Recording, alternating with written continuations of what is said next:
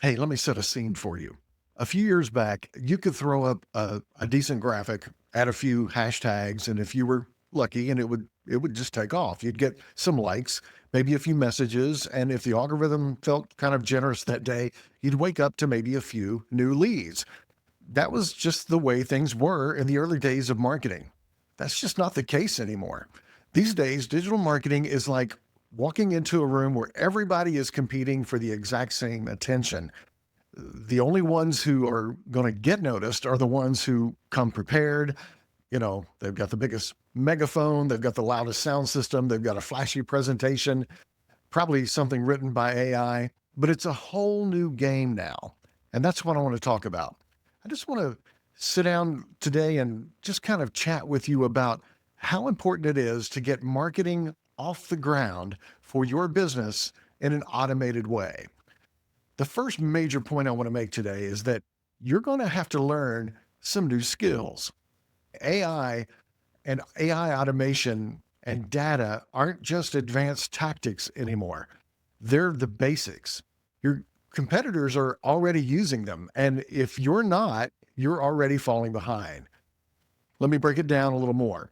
Think about AI, not the crazy futuristic robotic AI that we see on sci-fi films. I'm not talking about that. We're talking about the simple tools that I know you know and you've heard of, ChatGPT and Claude and Gemini and all of those that are out there that businesses are using to help them write emails, to write social media posts, to do video scripts in a few minutes, stuff that used to take a whole day. And it's good. But then there's automation, and your competition is scheduling content weeks in advance, sending automated follow up emails and capturing leads even while they're sleeping. And it's not just big brands doing this anymore. It's also solo entrepreneurs using systems like our own Impact system, which was built on high level. And then there's data. The ones winning right now are the ones that are making decisions based on facts, not on guesses. And they're not just wondering what's going to work or hoping or wishing or praying. They're relying on the data to let AI help them make the right content. So here's what you need to do. Start using ChatGPT as your assistant. Ask it to help outline your next blog post or summarize a podcast. Use automation to stay consistent, even when your life gets busy in your business. And check your numbers consistently. You don't need to be a data expert. You just have to see what's working and then keep doing more of that. The bottom line is if you're still just posting whatever pops into your head, hoping that it works, you're going to remain invisible. It's not because your content isn't good, but it's because smarter systems are just leaving you behind and getting more attention. So let's build a strategy that works with the new rules, smarter tools, sharper targeting, and no more winging it. All right? You ready? So I recommend that you define your outcome first. All right, let me ask you something. If I handed you a map right now, but I didn't tell you where you were going, would it help you? Of course not. But that's what a lot of business owners are doing with their marketing. They're posting, they're running ads, they're showing up online without a clear destination. But before you touch one single tactic, you need to define your outcome, one clear, measurable goal. Think of it like setting up your GPS in your car before you back out of the driveway. Before you ever click that seatbelt, you want to make sure the GPS is set to get you to where you want to go. When you know where you're going, everything else is much more intentional. Let me give you a few examples. If you're a coach, your goal might be something like to book 10 sales calls this month with qualified leads. If you're a service provider of some sort, a home service provider, your goal might be get 100 new local visitors to my booking page or my landing page. If you sell maybe a product, maybe it's to generate 25 new sales from organic traffic this quarter. You notice how specific those are. It's not just get more attention or to go viral. It's a number, it's a time frame, it's a clear finish line. And the magic of having one clear outcome, it forces you to focus. If your goal is generating leads, suddenly you stop obsessing over the likes and you start paying attention to the clicks and the conversions. It changes how you show up every day in your marketing plan. Now, how do you choose the right goal? Well, you start with where your business is weak right now. If no one knows who you are, then your goal should be visibility. If people know who you are, but they aren't reaching out, your goal needs to be get more leads.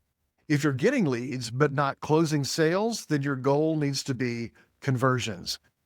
Pick the one that would make the biggest difference over the next 30 to 90 days. Not all year. Don't think about 5 years, 10 years down the road, just the next quarter, the next 90 days.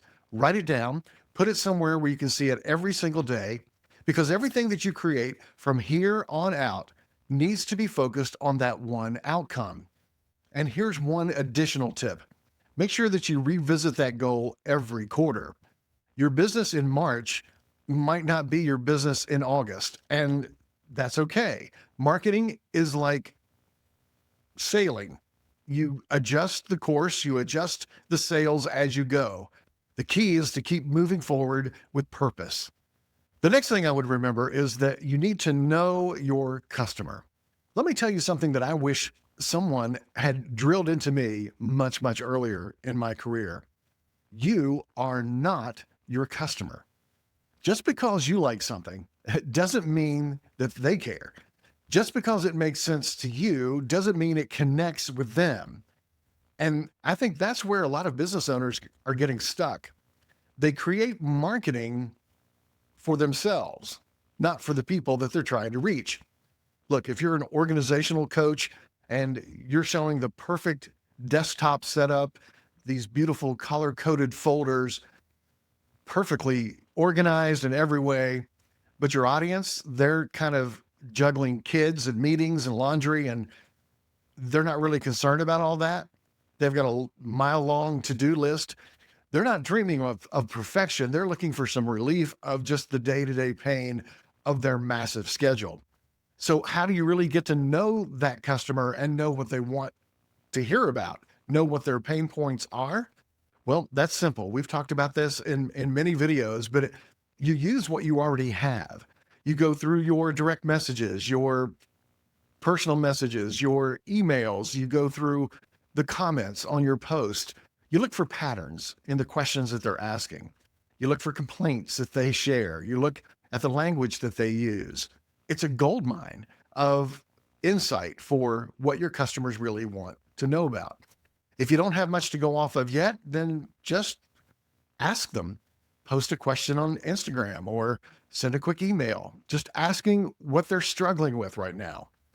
You'd be surprised how much people are willing to share if you just ask them. From there, you can start building a real customer avatar. Give them a name, picture their life. Imagine talking directly to them every time you create some sort of content. Because when your audience feels like you understand them, they're way more likely to listen to you and then to buy from you. Here's the next big idea I want to talk about. Build your core online presence. All right, so now that you know who you're talking to, it's time to build your online home base.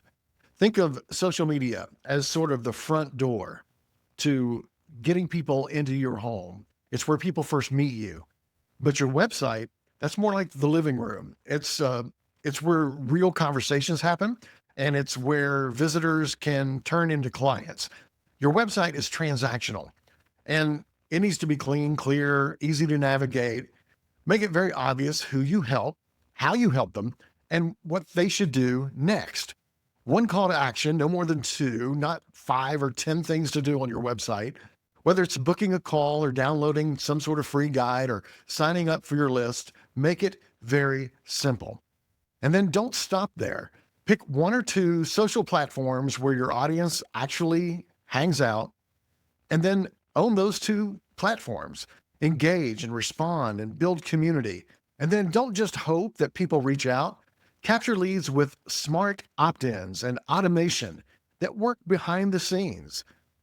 We've put together an amazing system that's really plug and play if you're struggling in the area of technology.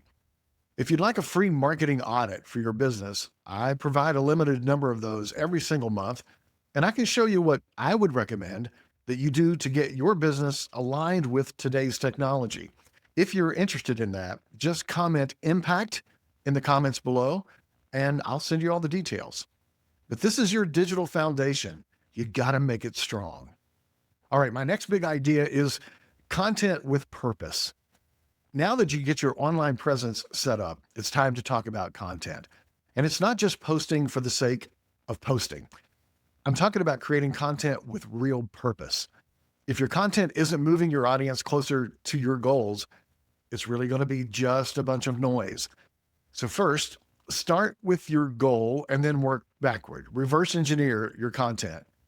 What type of content would get someone to take the next step in your business? Think about solving problems, answering questions, and making people curious about what you do. It's not just about posting consistently. While that's important, it's about posting with intention. Every single piece of content should answer one main question. Does this help my audience to move forward? If the answer is no, then it doesn't go out. Next, you want to mix up your formats, but stay focused. You don't need to be on every platform, but you do need a lot of variety. So short form videos, blog posts, email newsletters, each type serves its own purpose. Short videos grab attention, blog posts build trust, email newsletters, they deepen the connection. So figure out where your audience spends their time and then show up there with real purpose. Then batch your content. If you're waking up every day thinking, what do I post today? You're setting yourself up for burnout. Spend one day brainstorming and creating. Use tools like ChatGPT to write and refine. Schedule it out in advance so that your content machine keeps running even when life gets busy and maybe you don't get to it that day. And then always make your content point somewhere. Your call to action doesn't always have to be buy now, but it should always lead to the next step. Maybe it's a download this free guide or watch this video or DM me for some details. Whatever it is, make it clear, make it easy. And when you create content with purpose, you're not just showing up, you're building momentum.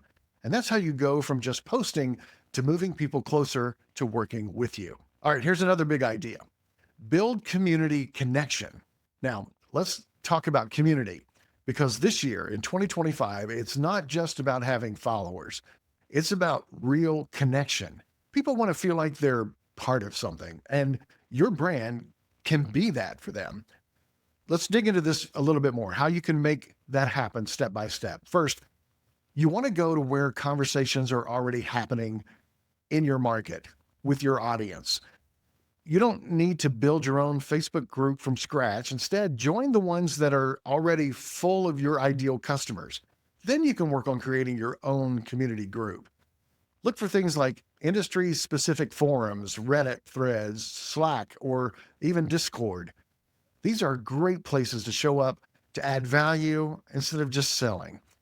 Answer questions, share tips, and genuinely help people in these communities. People notice when you consistently show up, and they'll notice that you're serving and that you're just not there to pitch and to sell. Secondly, think about collaborations. You don't necessarily need thousands of followers to make an impact. Team up with someone who has a complementary audience. If you're a realtor, connect with a photographer. If you're a fitness coach, team up with a nutritionist. Do a live session together, share each other's content, and then cross promote. It's not just about exposure, but it's about shared trust. And then third, consider going live, even if it's just for a few minutes each week. Live video can build trust faster than anything else online because it's raw and it's real and it's really interactive. When you go live, you can share tips, you can answer frequently asked questions, you can react to industry news. Doesn't have to be perfect, it just has to be real and authentic. And then act like a human. not a brand. So respond to comments, answer those direct messages, use people's names, and show real appreciation when someone supports you. In a world filled with all this automation, all this AI, being human is your unfair advantage that you'll have over your competition. When you have a community, you don't just have followers, you have advocates. And in 2025, that's the difference between blending in and standing out. Now, let's talk about the part that most people skip: measuring your results. I get it. Spreadsheets, dashboards, they're not exactly thrilling things to look at. But if you're not tracking, you're still guessing. And guessing is not a strategy. Start by picking just 2 or 3 key metrics that are going to matter to your goal that you set. And if you're looking for more visibility, then track the reach, track the impression. If your goal is to get more leads, watch your signups, watch for click-through rates. If it's sales, pay attention to conversion and close rates. Keep it very simple, keep it very focused. Then set a routine to actually check those numbers. Do it once a week. Pull up your analytics and look for patterns. What's working? What's falling flat? It's not about perfection, it's just about progress. Now, here's the important part: you have to adjust. If something's not working, you have to tweak it. If an email headline isn't getting clicks, try a new one. If your videos aren't getting views, experiment with shorter clips or longer clips or different hooks. Small changes over time will make the bigger difference. And think of your marketing strategy like a living system. It evolves, it shifts, and it gets better the more you learn. That's why this step matters so much. Measure, adjust, and then just keep moving forward. Because real growth isn't about doing everything right the first time. It's about improving every single time you're out there. Just get 1% better every single day. And I have to go back to content because content is king, the saying goes. And if you've ever wondered or thought to yourself, how do I create content that matters? What kind of content should I make? And how do I know that my audience even wants to watch my content? Well, I answer all of those questions in this video, and I recommend that you watch that next. I'll see you over there.